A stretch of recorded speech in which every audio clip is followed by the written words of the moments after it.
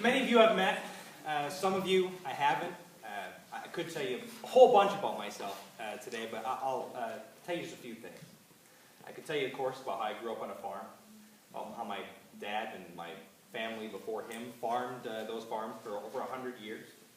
I could tell you about how my mom left her career in healthcare as an x-ray tech to raise 5 kids, and then went back to work when she made sure all of us were educated as a director of religious education, teaching things like faith and morals, and how we should conduct ourselves as human beings. I can tell you about how I went to public school, one much like this one here in Milaca in Chatfield, Minnesota, how I went to post-secondary at a community college, and went on to law school and became a lawyer. And I've been practicing law here in Milaca for the past 4 years, living in Princeton, raising my family. I've got a 4-year-old son named Truman, named after my favorite president, Harry Truman. My youngest son is 1 year old. His name is Keen. But what I'd like to tell you about today is this. When I was in school, we had a name for people who picked on those who they thought couldn't defend themselves. We called them bullies. We've got a bully here in District 15A, and her name is Sandra Erickson. I'd like to tell you 2 ways that she's doing that. The first, about school kids, okay? We have borrowed $2.4 billion from our kids.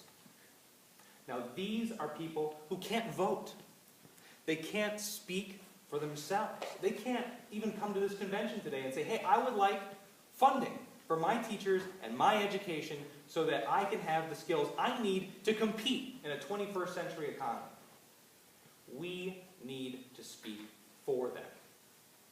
The second issue is, of course, it costs so much more for districts like this district to pass a levy to have basic funding to educate our kids, because we don't have the level of commercial and industrial support that areas like Bloomington and Minnetonka have. We need to spread that money, the money that we all shop at Mall of America or the malls down in the cities, around to every district and create a new Minnesota miracle that emphasizes that every child's education is important and needs to be supported. Because our kids here in Milaca and Princeton and Ogilvie and Island and Amia are competing with those same kids for the jobs in the 21st century economy. Now, the other thing I want to talk about is the renter's credit. Now, if you've been following what's going on in St. Paul, the Republicans are trying to get rid of the renter's credit.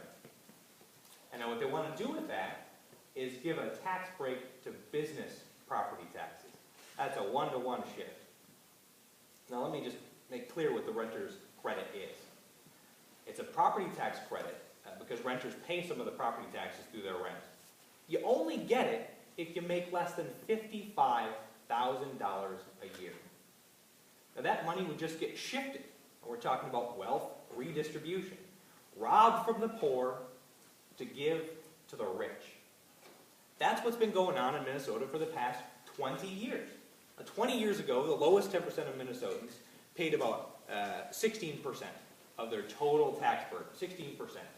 And the wealthiest Minnesotans paid about 12%, which, by the way, is the same as the middle class paid, and it's the same as the middle class is paying right now.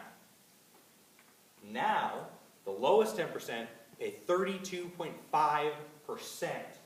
of their income, total tax burden. That includes sales taxes, it includes property taxes, it includes the $26 that you have to pay to get a birth certificate, which anybody who doesn't have an ID better be prepared to spend if the voter ID amendment doesn't pass, or does pass.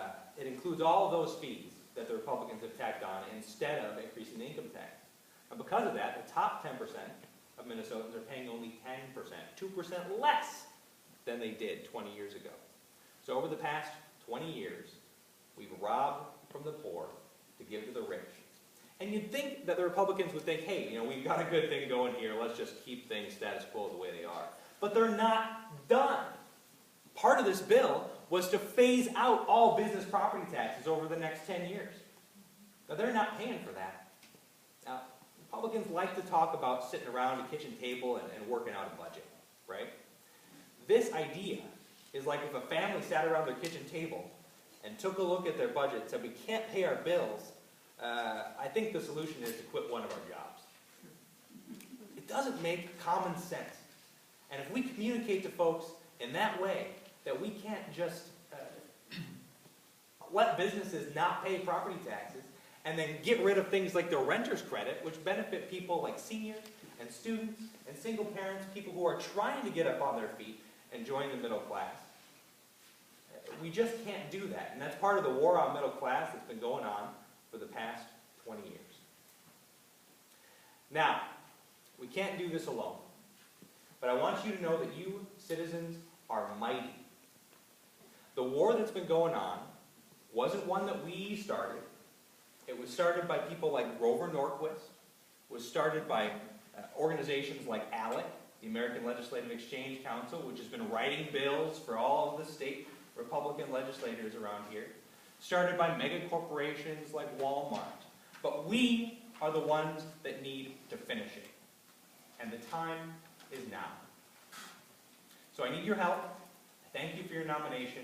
I do accept. And I hope everybody out here is willing to get involved and do what needs to be done to expect a better Minnesota and make it happen.